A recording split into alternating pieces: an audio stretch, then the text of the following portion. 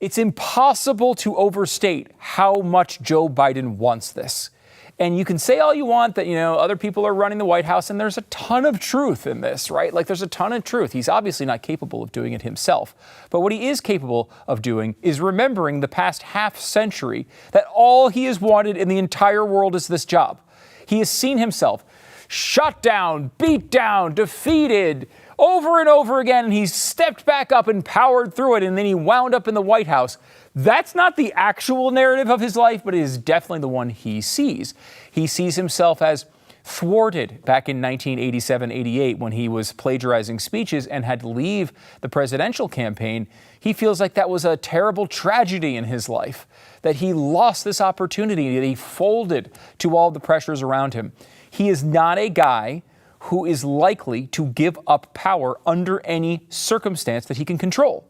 And even though he is a person who can't control how to eat pudding at this point, he is still the president of the United States. And along with that comes a lot of power. And along with his power comes a lot of power for people around him. People who just, frankly, don't matter.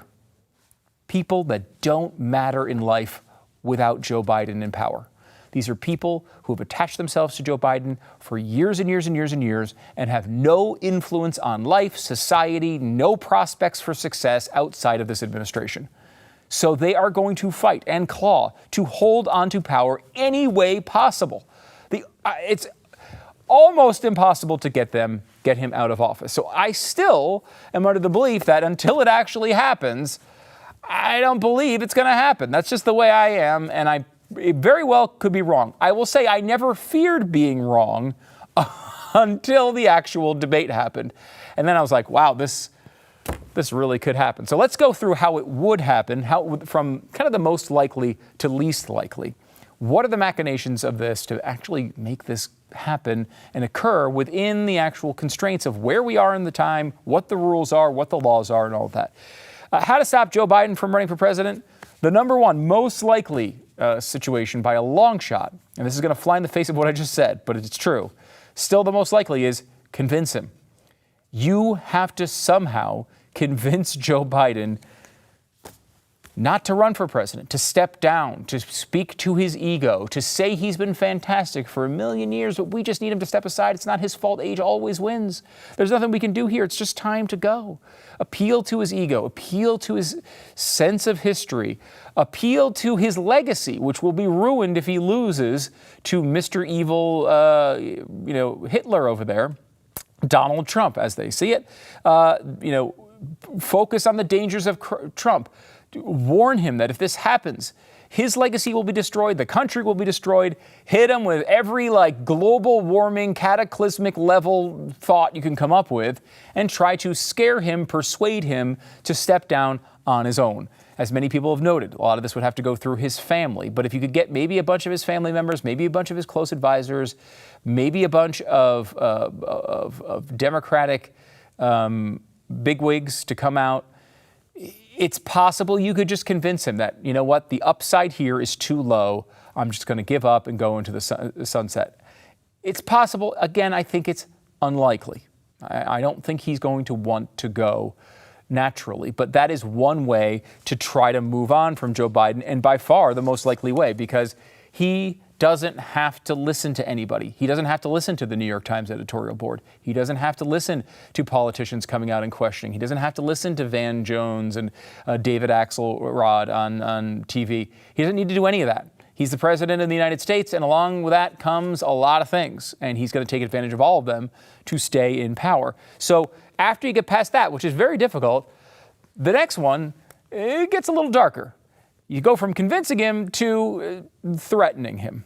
You need to threaten him. And this is not a threat of physical violence by any means. It is a threat, an appeal, once again, to him to say, get out of this race. It's House of Cards level stuff. Not pushing him in front of subway trains, House of Cards level stuff, but those internal things. I'd hate to see Hunter Biden go to jail for 20 years. You know what? Wow, I've been seeing some of the stuff that Republicans are unearthing on your business dealings. Gosh darn it. I hope those don't become public. And, while the Republicans are saying it's easy for the media to ignore, but geez, if we started saying we think these are real, what would happen to your legacy? What would happen to you? These types of threats, essentially behind the scenes, could potentially lead him to want to avoid the consequences of those particular threats and cause him to say, my family is too important. I'm not feeling well. Defeating Donald Trump is too important. Whatever the BS excuse you can come up with, but behind the scenes, there are these pressures, the things that Democrats are really exclusively capable of doing that could unearth God knows what against him and ruin his life and ruin his family's life. Like, that is all positive. Look, we've seen the stuff Republicans have come up with on their own. Can you imagine what Democrats could figure out if they really wanted to take down Joe Biden? Now, are those empty threats? I think there's a possibility that Joe Biden would look at them that way or do they really want to take down the reputation of a president? Do they really want to take down the reputation of one of their own? If they were to do that and he stays in the race, it guarantees Trump's victory. But you could try it. You could try, even if they're empty threats, to try to chase him out. And you can certainly go after his son. We all know Hunter Biden is guilty of dozens and dozens of crimes. He's only been convicted of one, but you don't think, after what they did with Alvin Bragg to Donald Trump, if Hunter Biden is an enemy to them, they can get him on anything. And they may very well do that. So step number 2 to get him out of office is to threaten him. Step 3, you start getting a little bit subtle. And this is weird. It doesn't feel real, but it is. You could leak it. And what that basically looks like is you go to Joe Biden, you try to persuade him, he says no. You try to threaten him, he says no. What you do is start a whispering campaign to all of your friendly media sources who adore you and will do anything for you. And you go to them and you say, look, the truth is, behind the scenes, Joe Biden has already agreed to step down right after the election.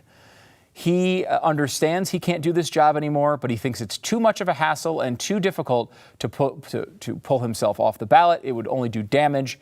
He's going to keep going, but he knows within the first few months of him being in office for a second term, he's going to step down and hand us to Kamala Harris. So you should let voters know what they're really voting for here is Kamala Harris. Even though it says Biden on the ticket, it's Kamala Harris all the way. Now, once this whisper campaign starts, you have a problem because Joe Biden has not agreed to this, right? He's not actually agreed to this.